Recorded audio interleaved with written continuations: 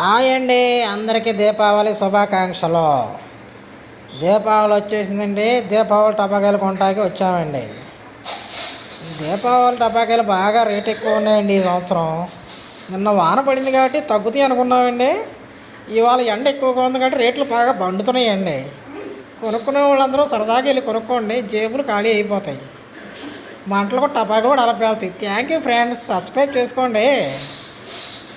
All friends, happy Deepavali.